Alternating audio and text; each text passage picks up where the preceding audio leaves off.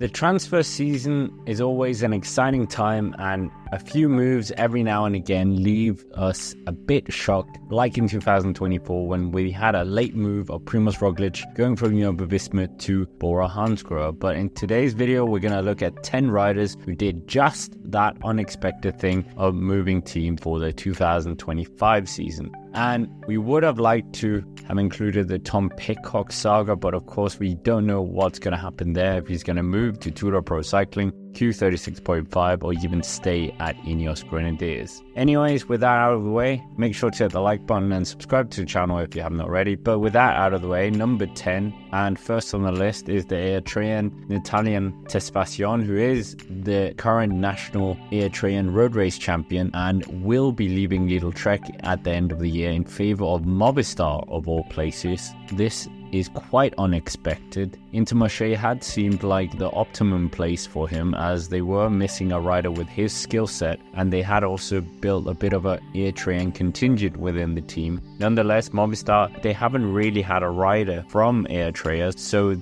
this will be their first ever Eritrean rider. Tesfatsion has a lot of potential, but didn't have too many high points in 2024, apart from second at the Tour Down Under Classic, 8th in the Tour of Wallonia, and 7th in the one-day race in Italy, the Gran Piemonte. What can he do at Movistar? It will certainly be interesting to follow that journey. Next on the list is Jan Hurd, is another shock transfer this transfer window, with the Czech rider having such a good season with Soudal Quickstep, finishing 8th in the Giro d'Italia and being part of the Tour de France squad that helped Remco Evenepoel get 3rd place overall and the white jersey. Jan Hurd is of course a very solid climber, and strange for Soudal Quickstep to let him go. The general manager, Kjell Karlström of Israel Premier Tech, said the 33-year-old brings a wealth of experience from his 10-year career and will be an asset to Israel Premier Tech's Grand Tour and stage race teams. Within Israel Premier Tech as well,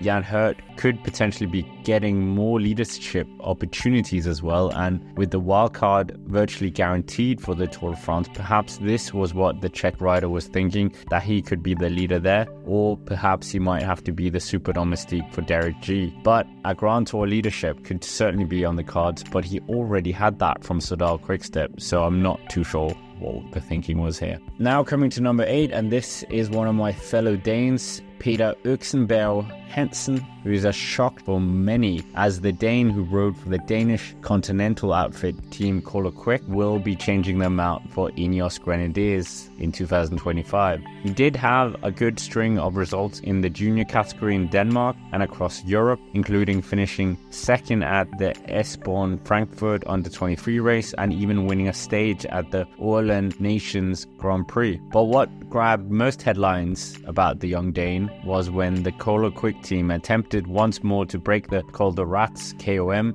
a climb in Calpe, like they did in 2018 when a young Jonas Vingegaard did just that, and in 2024 they did exactly the same and claimed back that KOM, with Peter Oxenberg being the fastest rider and taking the KOM. This certainly is interesting, and this could indicate his potential of his future, and they will of course be hoping that they found a diamond in the rough, much like Jumbo-Visma did with Jonas Vingegaard, but only time will tell. Next on the list is the Under-23 Giro d'Italia winner of last year, which is of course Johan Stouten, who will be leaving Visma Leasebike in 2025, heading to Decathlon AG2R, and this is a bit of a surprise, as the Norwegian talent had been part of the Dutch team's development team as well before doing his first Neo-Pro season with them in 2024, and was seen as one of their next generational Grand Tour leaders. In his only season with the elite squad, Stouten went to a lot of races, but the individual results didn't really come, with his highest place being a 20th place at the Tour of Romandie and a 15th place in the Tour of Franche, but it was more of a learning year for him, you would say. So maybe with the opportunity left by a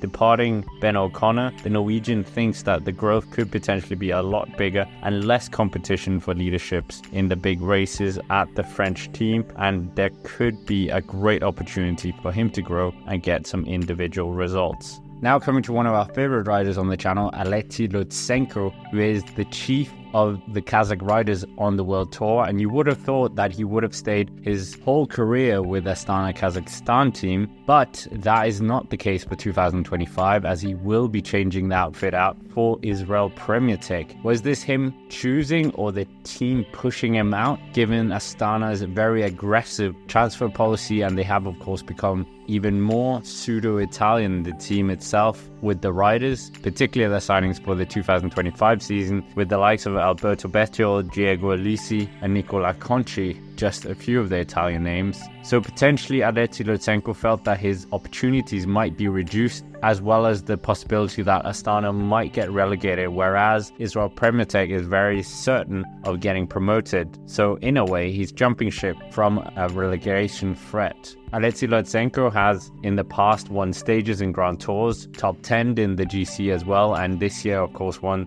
the Giro di Abruzzo. It really is a complete rider when it comes to it, and definitely adds an extra layer for Israel Premier Tech, and could be interesting to see how he fits in with the team. At number 5, we have Simon Yates, who is one of the shocks of the season, as well as he will be changing out Jaco Euler, which he has been with for a very long time. In fact, the team that he turned pro with had even won the Vuelta a España in favor of going to the Dutch team Visma Lease bike. Simon Yates is a phenomenal climber when he's on form, and in 2023 he proved his doubters wrong with a 4th place in the Tour de France. And in 2024, however, it has been a very different year for him, with some success at the Tour de France where he was there in some breakaways. However, earlier in the year he did manage to finish 7th in the Tour Down Under, and carrying some form into the Saudi Tour, where he did manage to win a stage and the overall. The destination, however, of Visma Lease bike perhaps signals another phase of his career, with a focus more as a super domestique and limited opportunities, leadership positions, much in the same sense his brother experienced in UAE Team Emirates, but he still has achieved big things, including his 2023 podium at the Tour de France.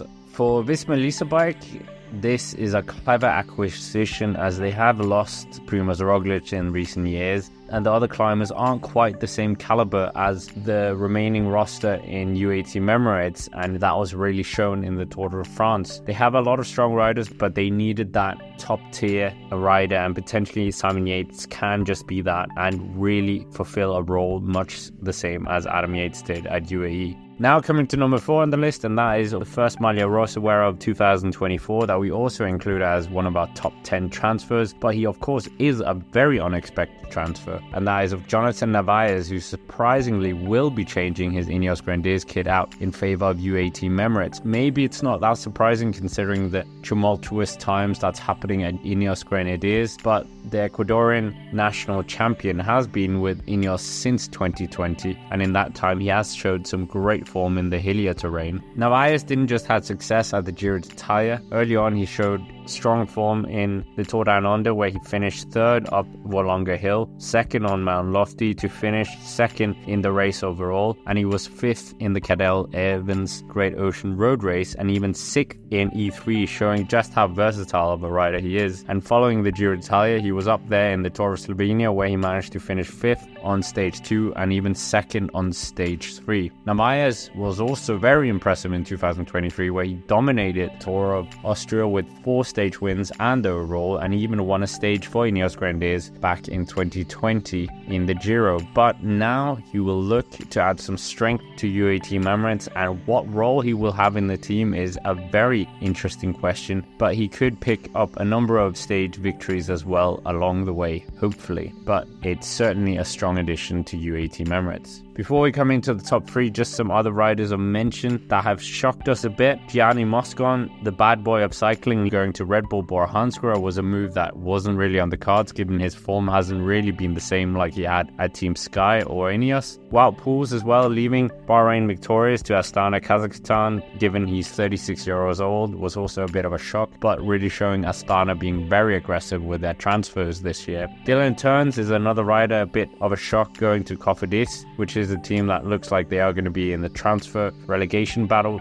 So him choosing to step away from Israel Premetech was also a bit of a surprise. Nevertheless, coming to number 3, and that is of course Alberto Beto, who is in fact already changed to his new team, Astana Kazakhstan team from EF Education EasyPost. The current Italian national champion and former Tour of Flanders champion seemed happy at EF Education EasyPost. Alas, a change happened. Brought to Astana to try and counter the threat of relegation perhaps, and his characteristics certainly could aid them to haul in a number of UCI points, as this has in fact been his best season in terms of UCI points, even surpassing his 2019 season. Early on he managed to finish 3rd in Étoile de Bessèges, attack and win a phenomenal Milano-Torino, 5th at Milano-Sanremo, 9th at Ronde van Vlaanderen, and even win the Boucle de Mayenne overall, where he took stage 2 and finished 2nd in a one-day race in Switzerland. So certainly has had a good year, and that is exactly what Astana will be hoping for as well in 2025. His best result with them so far is 10th place at the Renewy Tour, but more things are to come, but a loss for EF Education EasyPost. Before we come into the top 2, make sure to hit the like button, subscribe to the channel if you haven't already, and why not check out the most controversial moments of 2024 as well here on the channel. Second on the list, we could have had Oyo Loscano leaving from Movistar to Red Bull Bora Hansgrohe, and that was quite a surprise, having one of the best classics rider for Spain that we've seen in a while leaving the Spanish outfit. But we are going to choose another rider that was a big surprise, and that is of course Lanny Martinez, who looked to be the next heir in the chain of Thibaut Pinot, David Gaudu, and then it would be him.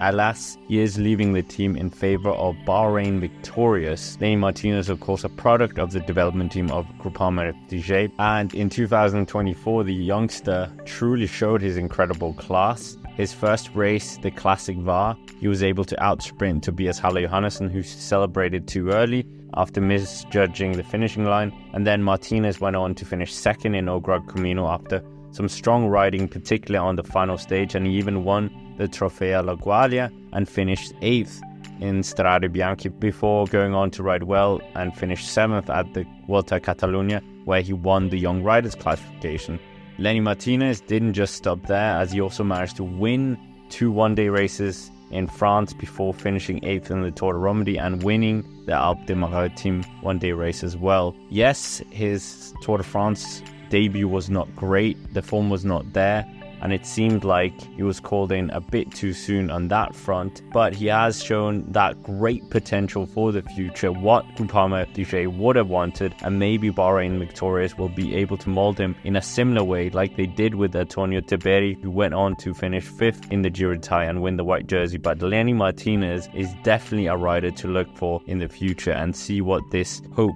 for France potentially can do. Now coming to number 1, and that is none other than Pablo Castillo, who was a breakout star of the Vuelta a España this year after winning 2 stages. It wasn't a shock that he was leaving the Pro Continental team of Kern Pharma. That was expected, but the destination suddenly changed. Ineos Grenadiers had shown interest early on, but Castillo's impressive results brought him firmly onto Movistar's radar, but the signature was won by Movistar. Early on in the year, he had a number of other results as well, finishing 3rd on the O Gran Camino time trial that was neutralized, 5th in the Tour of Slovenia after finishing 10th on the 4th stage, 7th in the Vuelta a Burgos, before at the Vuelta a España he did what he did, and his final race of the year was the Crow race, where he finished 7th overall after finishing 5th on stage 4. But a very solid rider and only 23 years old, so it'll be interesting to see what he can do for his new team of Movistar. Anyways, with that, that's basically it for this video. Make sure to hit the like button, subscribe to the channel if you haven't already,